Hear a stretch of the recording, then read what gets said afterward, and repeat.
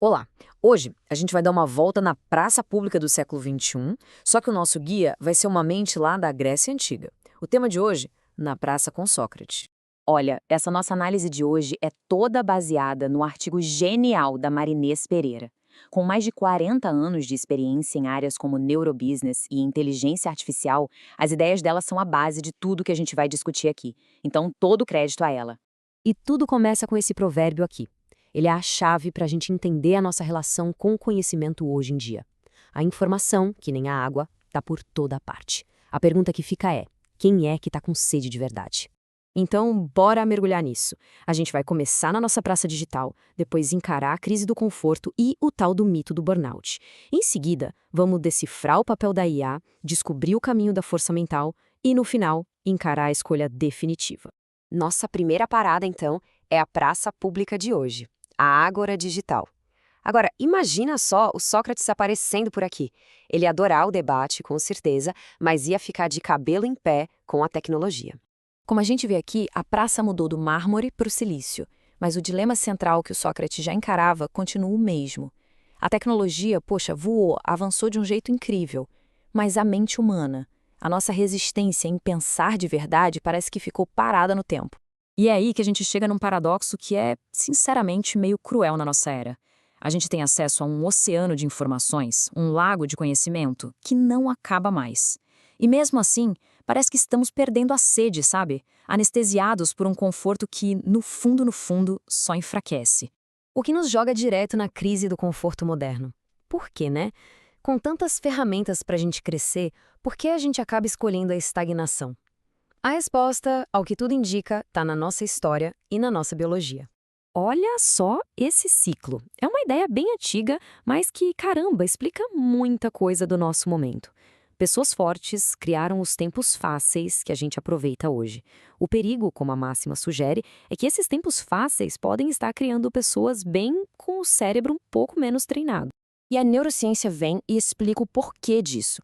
Nosso cérebro é uma máquina de eficiência, ele adora economizar energia. Se a gente não usa uma habilidade, tipo memorizar um caminho em vez de ligar o GPS, o cérebro vai lá e poda aquele circuito, que nem um jardineiro. O conforto e a falta de esforço mental literalmente atrofiam a nossa musculatura cerebral. Pois é, e essa atrofia toda acaba desaguando num dos diagnósticos mais falados hoje em dia, o burnout. Mas e se a gente estiver olhando para isso do jeito errado? O ponto central é esse contraste aqui. O esgotamento do trabalhador da Revolução Industrial era físico, como a gente vê na imagem. O nosso é outra história. É o esgotamento de um cérebro que nunca desliga, dentro de um corpo que quase não se move. É uma hiperestimulação cognitiva misturada com sedentarismo crônico.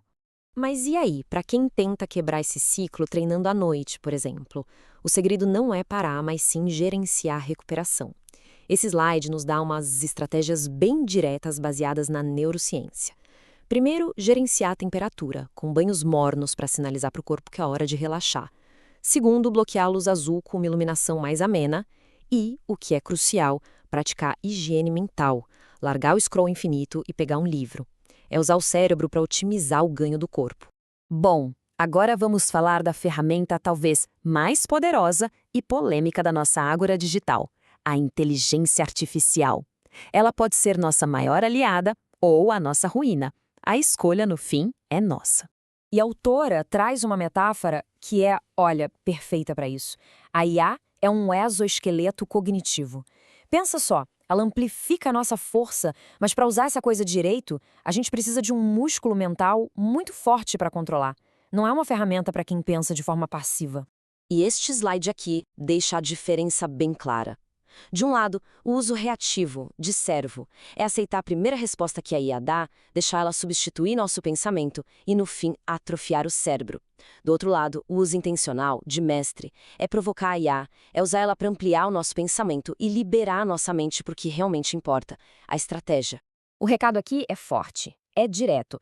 Usar a tecnologia para não ter o trabalho de pensar é o equivalente moderno de beber cicuta, o mesmo veneno que matou Sócrates. É, basicamente, um suicídio intelectual voluntário. Ok, então como é que a gente foge desse destino? Como se constrói essa tal força mental? A autora nos dá um mapa. Uma filosofia que dá para resumir numa frase bem conhecida. No brain, no gain. Sem cérebro, sem ganho. E esse caminho se baseia nestes 4 pilares que a gente vê aqui. Primeiro, locus de controle interno, que é aquela crença de que a gente é o arquiteto do nosso destino. Segundo, inteligência emocional, para criar conexões de verdade num mundo cheio de distração. Terceiro, antifragilidade, a capacidade de ficar mais forte com o caos. E por último, a maestria em IA, usar a tecnologia como um mestre e não como um servo. E com isso, a gente volta lá para o começo da nossa conversa. De volta para o lago. Com o mapa na mão, a escolha final ainda precisa ser feita por cada um. Mas, afinal, por que a gente resiste tanto a essa água? Primeiro, pelo medo do esforço, porque aprender de verdade dá trabalho.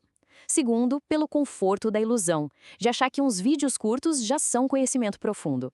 E, talvez o mais triste, pela tal da servidão voluntária, a escolha de ser guiado por um algoritmo, em vez de assumir as rédeas do próprio pensamento. E aqui fica a pergunta socrática que o artigo nos deixa, uma pergunta para a gente pensar. A escolha é essa. A gente vai continuar esperando que o sistema nos hidrate com migalhas de informação ou vamos decidir, hoje, elevar a régua para o nosso próprio cérebro? No final das contas, tudo se resume a isto: no brain, no gain. Sem esforço cerebral não existe ganho de verdade. A disciplina mental é o preço da evolução. Essa foi a nossa análise das ideias super provocadoras do artigo Na Praça com Sócrates, da Marinês Pereira.